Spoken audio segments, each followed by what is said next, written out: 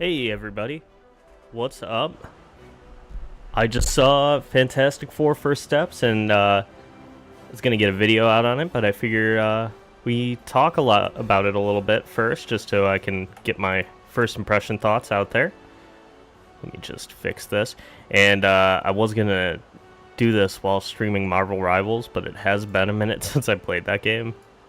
So instead we're going to be playing Fantastic Four on PS2. Let me just get this all set up. Alright, there we go. I think that should be good.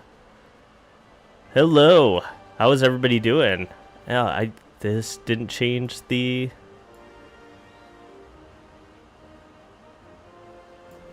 Let me change the title of this.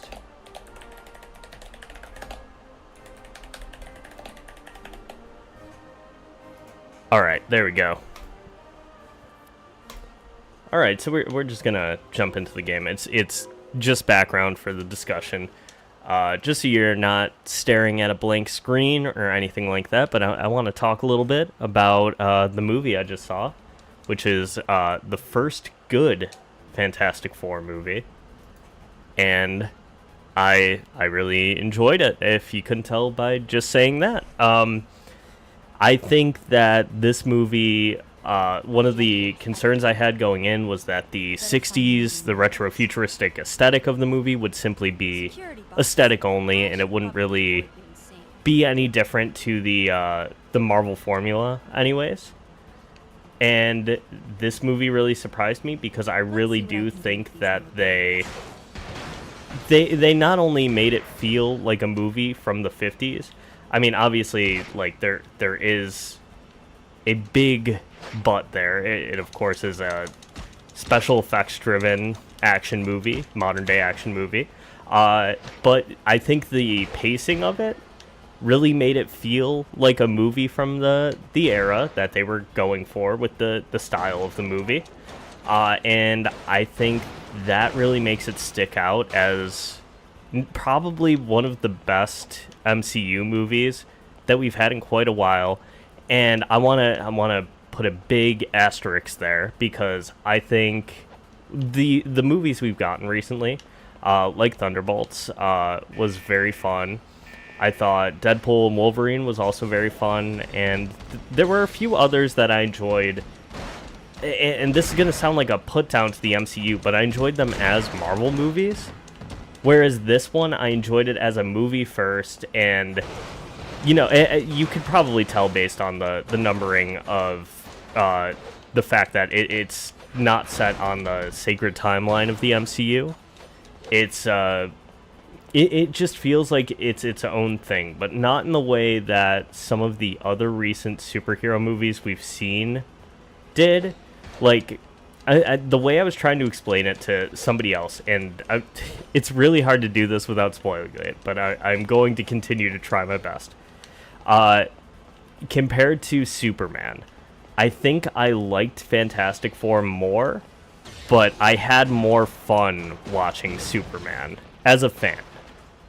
I think Superman has some of my favorite moments from a recent superhero movie, or probably from just a superhero movie in general in it.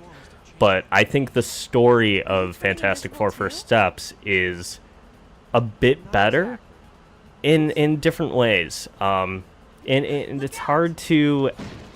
It's going to be hard to discuss it because both of them are so recent. I literally just walked out of Fantastic Four, but I do think the overall story of it is better than Superman, and it's hard for me to say that because I think I was more excited for Superman, and I felt that excitement throughout the entire movie when I saw Superman, whereas Fantastic Four, I was kind of like just really engaged with what was going on with the story, the performances, and there's nothing like shocking in this movie. It's not like it isn't built on big moments, but you care about the characters, which is the most important part, in my opinion, is that you do care about the Fantastic Four as characters, because that is something we haven't seen in the earlier iterations.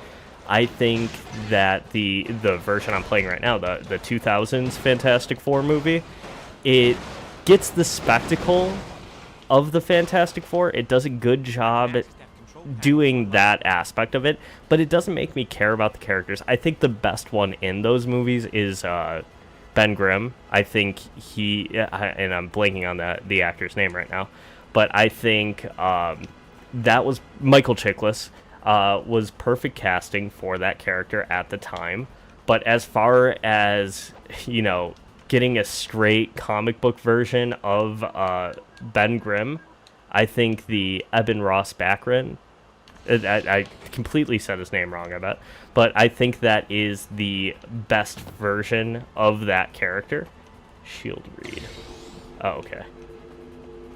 I think he is the best version of that character because every time he did appear on screen, I kind of smiled a little bit. I was like, okay, this is the Ben Grimm I've always wanted to see in a Fantastic Four movie. And I think Michael Chiklis, if he got the chance, he could have done a much better job if he was in better movies and given better material. But I think the chemistry between the cast is the strongest part of this movie, and it was really that is what the MCU typically does best is finding actors with really great chemistry who all work well together, and we see that in this movie. But I'm going to say something a little pessimistic. I'm nervous about them jumping into Avengers Doomsday, because this world is very different from everything else in the MCU. the movie itself is very different, and I think one of the strongest aspects of the movie is the comedy, because it never hits those like typical, and I hate it when people kind of complain about this, but like the quippy, jokey Marvel comedy, which like yes, it is there, and it can be a little irritating sometimes, but I think when it works well. But the comedy in this is more situational. There are like really well constructed jokes in the movie, but it never gets to the level of like, oh, why are you joking in the middle of this very life or death situation? If anything, I think it is probably one of the most grim movies that the MCU has had in its tone. Because I think even something like Thunderbolts, which I think handles its source material very well with the aspects of mental illness that it touches on, with the character development, and again, I'm going to say the chemistry between those characters, I think that movie does a really great job handling everything. But you still get that Marvel, like, oh, they're making jokes and they're goofing off in the middle of this situation where they might die. And that's a common criticism of the MCU, of its movies. And this one, I can't really explain the jokes. It never gets silly, which I think a lot of people were expecting, given the tone of a lot of the trailers. It's never super silly, though. Like, it is a serious moment, and Galactus is given the serious tone that he deserves. I don't know if anybody wants to ask any question. I'm not going to spoil anything from the movie. I don't want to ruin the enjoyment of the movie for anybody. But I think if there was anything for anybody to ask, I would like to talk about it, because, like I said right now, I'm kind of rambling my first impression. How did you like the CGI on the big screen? So I think one of the parts I didn't really consider is the fact that even in the final trailer, we were seeing unfinished CGI. Specifically, there's that sequence that I saw a lot of people upset about between Ben and Johnny, where he's trying to get him to say it's clobbering time while flying in the sky. But the finished version of that scene is him fully as the Human Torch. It's not like that weird half version that we saw in the earlier trailer. Seems hit or miss, beautiful shots and rushed sequences. No, I'd say overall the movie looks really good. I think, I can't tell if it was just the compositing, but Franklin Richards, which that's not a spoiler. You can see he's in the movie in certain trailers. But whenever the Thing is holding him, whenever there's an action sequence with Franklin Richards, I think the baby CGI bounces between looking really good and really bad. I was kind of hyper fixating on it, though, because I was trying to figure out, like, hey, is this a real baby? Is this CGI? But I know most people aren't going to pay attention to stuff like that. Does it live up to the hype? So as I said before, I think I was more hyped for Superman initially. And especially after seeing Superman, I was kind of like, yeah, I'm excited for Fantastic Four, but also, like, how could it top Superman right now? Like, I was on a Superman high. And the best way I could put it was, I enjoyed the story. I liked Fantastic Four more as a movie. I had more fun watching Superman, though. And it's hard to talk about, like, because a lot of people view movies very black and white, where it's like, oh, it was good or it was bad. I like this movie better than this movie, and there's no explanation. But I think the reason is that Superman just satisfied me as a Superman fan, and Fantastic Four satisfied me as somebody wanting to see a really good Fantastic Four story on the big screen. Herbie was your favorite character. I really did like... There's a part early in the movie between Herbie and the Thing, and I think until the last bit of the last gag in the movie, that one was probably my favorite. Fantastic Four's plot seemed more cosmic and existential, so the fun is going to be dialed down.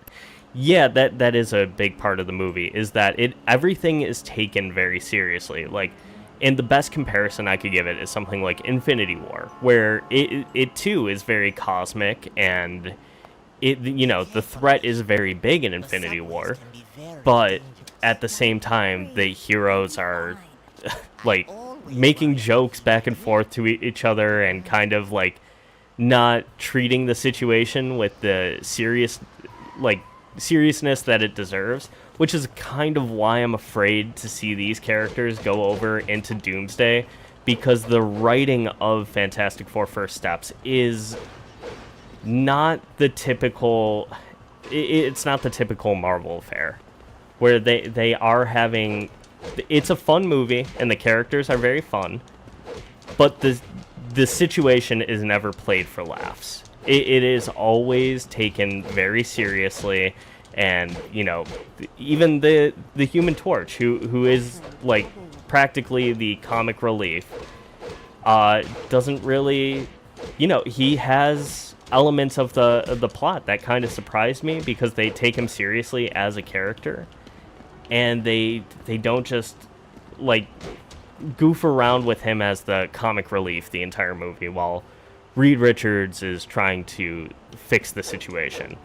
I think The Thing gets a lot of good character moments in the movie. His chemistry with Johnny Storm is definitely the best, which with the Fantastic Four kind of needs to be.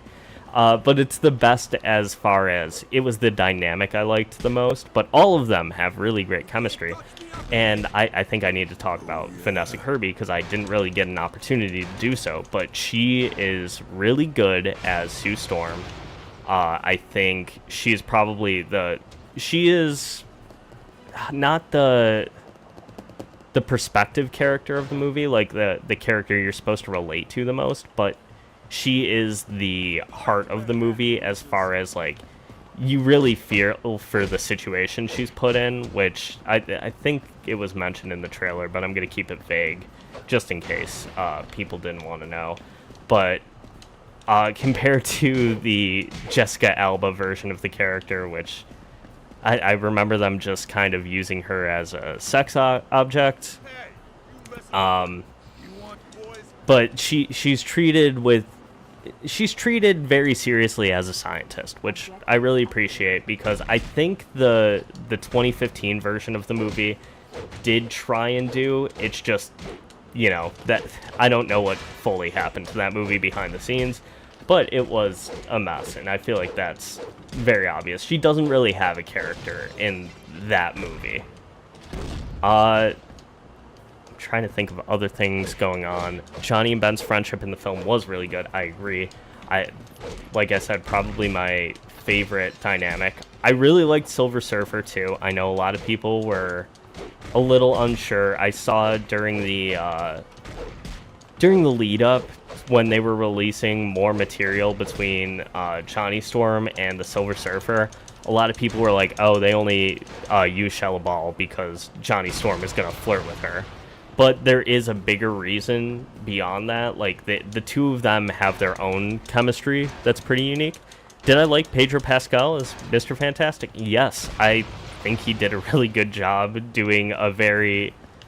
It's hard to nail down the exact energy he puts to the character, but he does a better job than the earlier two Mr. Fantastics, which I know is like not a great comparison, because they've never really nailed that character. One thing I was a little disappointed that, and I feel like this was already said in a lot of the early stuff, don't expect him to change into any of the fun things that you see him do in the comics, but the stretching CGI looked really good. I think the potential of what we're gonna see from this character as things go on is really interesting. We're gonna have I think if Doomsday handles him well, we're going to be seeing a lot more of Mr. Fantastic specifically popping up across the MCU. And I don't know if I want to spoil this because it was a nice touch at the end, but they do go over why it's Earth 828. I don't know if it was covered in earlier material, but I thought it was really interesting that they would go with 828 when we just had 838 in Multiverse of Madness. Still prefer Michael performance as a thing, but Evan did a good job. I think he did a great job, and yes, I agree. Michael Chiklis was a great thing, and I think he could have, if he was in a better movie, I would say he was the better thing. But the character design, the moments he has with Johnny Storm, the only thing I thought was a little weak was his character moments were not as focused on as I would have liked to see.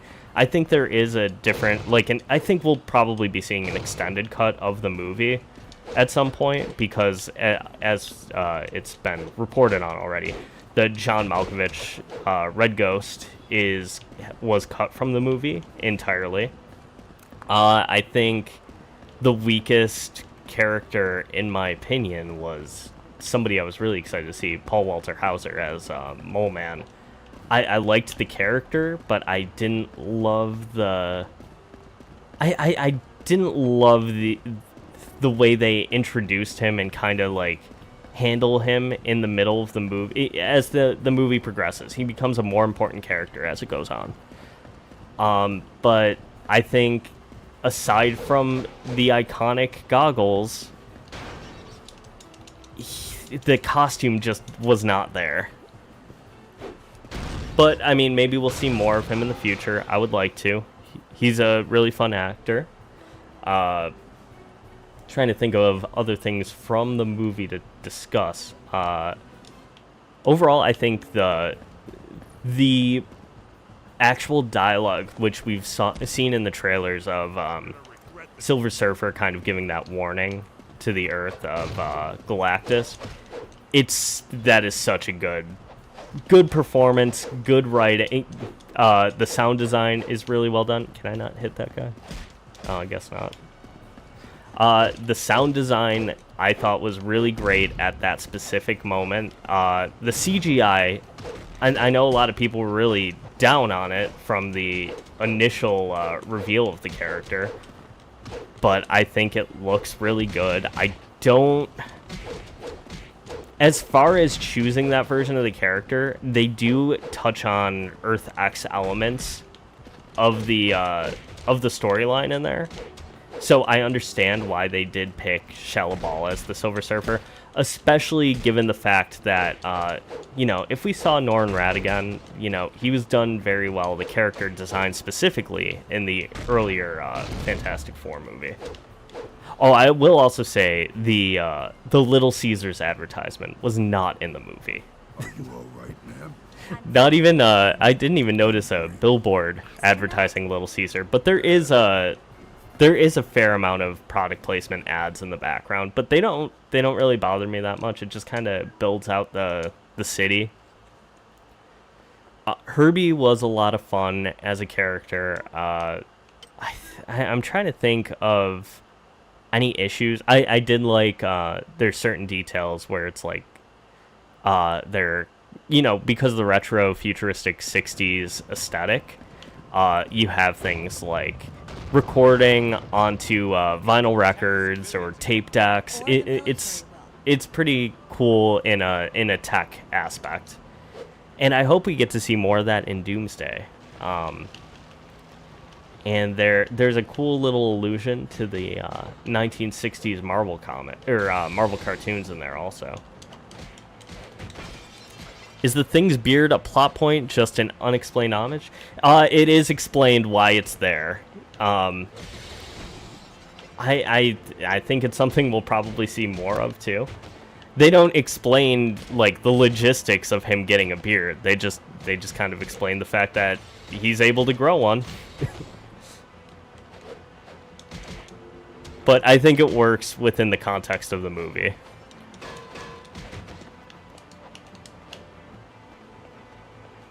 Oh, I need to change characters. But yeah, the I hate doing these. The beard is addressed, like the reasoning behind it, why he has one, is explained, but they don't like go into the details of like, oh, this is how he's able. Because I saw a lot of people just be like, oh, that's a little unrealistic that the Thing can grow facial hair, and it's like, you know, people who try and find logic in comic book movies sometimes like that, it's unnecessary. But yeah, it was a pretty good movie. I can't wait to. I'm seeing it again later this week, or this weekend. So I'm going to have some more thoughts of it probably. And tomorrow I will be posting a kind of spoiler, and not heavy, but I will be touching on spoiler aspects with some of the Easter eggs and references that we get in the movie. It's not super heavy on that. You know, you kind of don't expect it to be because it is set outside of the sacred timeline of the MCU. We don't really even get any kind of... I guess that it's not really a spoiler as far as, like, I'm not ruining anything in the movie, but just don't expect big connections to the sacred timeline. Oh, that person just died.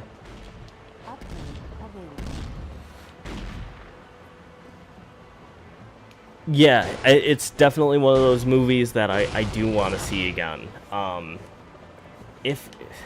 mean, like, I typically... with MCU movies, I normally see them once in the theater, sometimes twice if I know other people who want to go see it, because a lot of the times... people I know will only go to the movies if it's kind of pushed upon them, where it's like, that's an activity, they won't go on their own. So, you know, normally if I enjoy a movie, I'll kind of motivate people to go see it. Not Fantastic Four question, but what do you think that people who are not very familiar with DC... Why do I think... I'm sorry, why... Do you think that people who are not very familiar with DC would still enjoy Superman? Sorry, my brain was on fire trying to answer that for some reason. I can confirm that that is correct because I took my fiance to see it, who has never seen... Outside of watching, like, a couple random episodes of Smallville with me, she knew nothing about Superman, nothing about the larger DC universe, and she walked away really enjoying the movie, and especially having favorite characters like Mr. Terrific, which...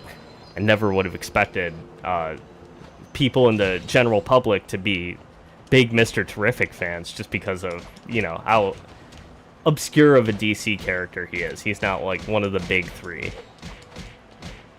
Marvel's writing and execution are better when they're self-contained projects. I agree, and I think that is what the MCU needs to do going forward. And it seems like they're making that path. Is Brave New World was kind of the remnant of the old way of Marvel doing movies post Phase 4 or post Phase 3, and Thunderbolts and Fantastic Four First Steps were the first releases where they've tried that new style of making sure, you know, you don't need it to be connected to everything. Make good standalone movies first, and then we can talk about connecting it later. Like, you know, I think there is too much of an expectation from... It did come from the idea of, like, yes, you can have the Avengers and have people show up in different movies, but I think a lot of fans were expecting too much of that, and then when it happened too frequently, it got a little too confusing for general audience members to kind of go along with. But I do think, as far as how they're going to handle movies, we'll see next year, because Doomsday is going to be a very... I don't know, I'm kind of worried about Doomsday after seeing Fantastic Four First Steps, which it shouldn't be the intention of that movie, but I just don't want to see Doomsday and Secret Wars be very successful And then Marvel was like, oh, okay, so we need to do just that again. Because that's not what we need to see right now. Yeah, and I think the Russos connecting the dots isn't the worst idea. It's just, I'm afraid to see how things go from here on out. Because I really liked Thunderbolts and Fantastic Four. I even liked the series we got in the last couple of series we've had, and I don't want to see them overexpand. I think it's definitive that they're moving away from the Disney Plus series, like from the mini series perspective. We're gonna get a lot more of the lower budget. Like, this isn't super necessary to understand the next Avengers shows that are coming up. But yeah, I really enjoyed this movie. I think that, and I read it right before I went into the theater, and I could tell based on a 2 p.m. screening at this movie theater. Now, this is a movie theater where I saw Deadpool and Wolverine, the earliest showtime when that movie came out, and that was $1 billion movie. And I think there was only like 4 or 5 other people in the movie theater, from, if my memory serves me correctly. But the sorry, I was focused on the game.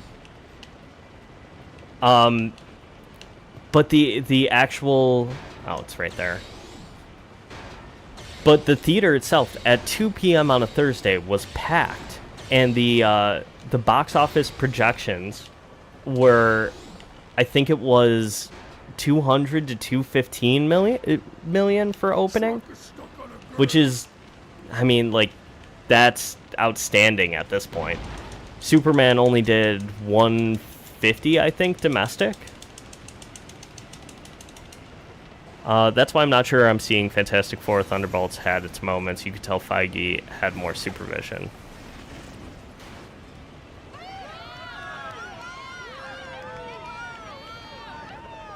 Oh, okay. I see what you mean. But no, Fantastic Four is definitely...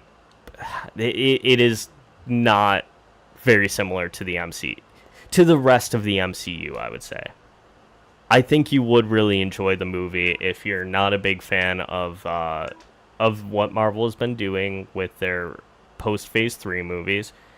It doesn't have that MCU DNA in the way you might think. Like I said, it's not jokey in the way that it typically is. Oh, hey, Rebel. No, there will not. That's why I decided to do this right now, because I decided to take off for the night. What do I think about the reset Feige talked about? I think it's, depending on what he means by a reset, I think a lot of people think he means full reboot, like what we just saw with the DC universe. But no, I think it's going to be a very soft reboot in a way, where my hope is that we get kind of a basic reset for the MCU, where it's, okay, these are the characters within the confines of the Marvel Cinematic Universe, and these are the interconnected stories. But also, we're going to have the potential to tell stories on other Earths, so we can get directors in who maybe typically wouldn't want to make a movie set in the MCU. And because you do get a lot of directors talking about the fact that they are, and, you know, Edgar Wright is probably the biggest example of, he signed on to make Ant-Man, and it would have been one of the core early movies of the MCU. But as soon as he got the chance to make it, you know, they were already releasing the second Avengers movie, so he had to make his movie fit within the confines of that universe. And I think that's really restrictive for a lot of filmmakers. Which is why I think DC is in really good shape right now, is because they are giving... They're focused less on the continuity of the universe itself, and they're focused more on the stories that they're telling, which is what Marvel needs to do again. And I think that's, Marvel for a long time had its plan, but they were also doing individual stories like Guardians of the Galaxy, and I think a lot of the core Phase 3 movies that people really enjoy are standalone stories first, and oh god, I wasn't reading that at the bottom. They were standalone stories first, and they connected to the bigger picture second. And that's what DC is doing right now with Superman, Creature Commandos. Seems like Peacemaker is going to be like that. I mean, the fact that we're getting a Clayface movie before a Batman movie, or a Batman introduction to the universe even. That sounds like a Battleworld situation. Well, I mean, that's what we're going to get in Secret Wars. I hope they run more of those special presentations. Those are usually character-centric. I'm not talking about a Battleworld situation. I'm just saying, do Elseworld stories. I'm not saying, we should have, this big, interconnected universe where every single Marvel movie is set. I think with Fantastic Four First Steps and Deadpool and Wolverine, they can see, oh, you know what? We're not really losing the audience when we step outside of what people know. We can go to an Earth that people are unfamiliar with, and maybe it could connect down the line, but, maybe it doesn't need to. Maybe we get a director in there who has this really wild idea for a movie, and we let them make that. And I've talked about it in the past, that's what Sony should have done. But they didn't, and what they did instead was they just kind of mandated certain movies be made based on specific characters with whatever directors they were able to contract out at the time. But I think special presentations is something we are going to be seeing more of. I think it's the best training ground for somebody to get involved with the MCU. Because Michael Giacchino, composer of so many movies, but, we were just talking about it, but specifically Fantastic Four First Steps, he directed Werewolf by Night, and I think he did a terrific job, and I would like to see more of that. Just lower budget movies short films that, we don't need to stretch out to a full runtime or a full series.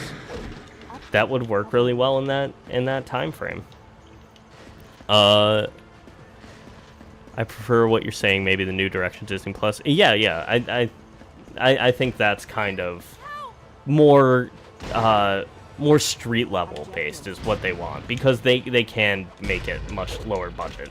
But also, if somebody had a really good idea for one of these, you could throw a couple million, 50 million at it and see what people like, and maybe expand on it and make a bigger movie.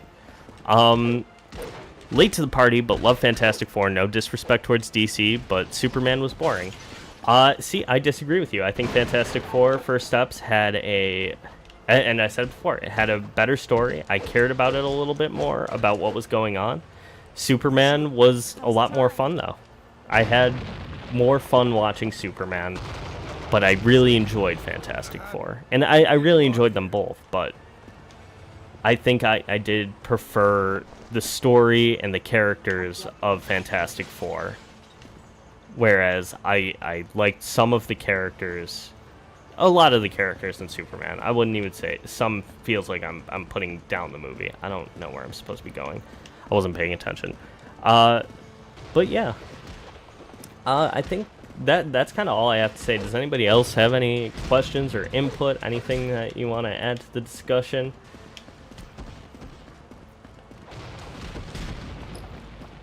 Oh, I wasn't supposed to go up here.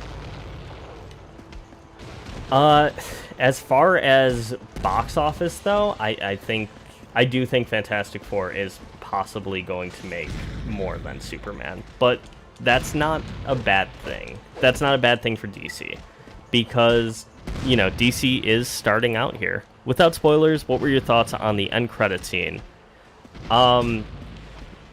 It's exactly what I expected. It's hard to do this without spoiling it, but it's exactly what I expected. I think if you watch it, you're gonna have a good idea of what to expect eventually in Doomsday. Me and my But I don't think it was an amazing post-credit scene, but I think some people are going to be really thrilled with it. It didn't get, and I don't know if this was just the audience I was with. It was a, like I said, 2 p.m. Thursday audience. And I don't know if it was just because of that, but it didn't get the reaction that I thought maybe it would have.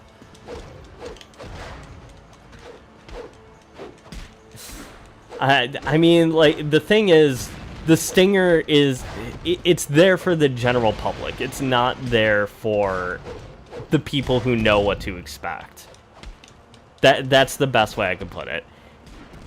It's there for people who have like a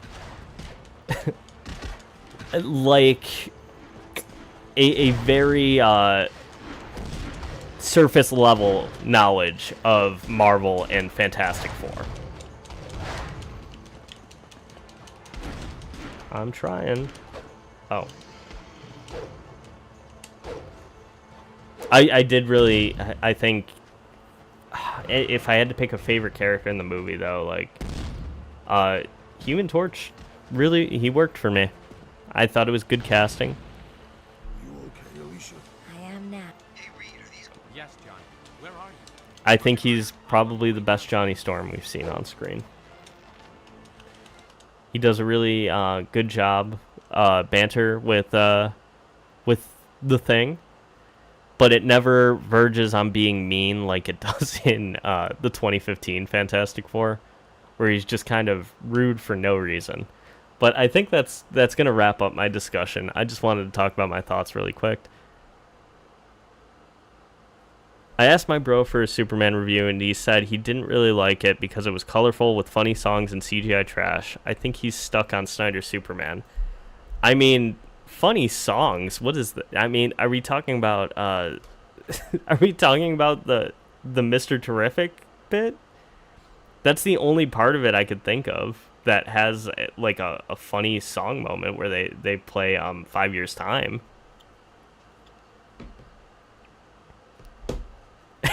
Yeah, that's I don't know. That I don't, he's entitled to his opinion, but I disagree with that take. But yeah, that's gonna do it. I just wanted to kind of hop on quickly, talk a little bit about my maybe the song of Mr. Terrific scene got to him. Yeah, that was kind of, those are the only things that I could think of, but they're such a small part of the movie. And I think the sequence around the Mr. Terrific bit, especially, is really, really great. I mean, it's straight out of Guardians Volume 2. It's the Come a Little Bit Closer sequence. But, yeah, that's the only thing I could think of. But I'm going to wrap it up there. I'm going to go eat dinner. Thank you for joining me. And I will see you next time.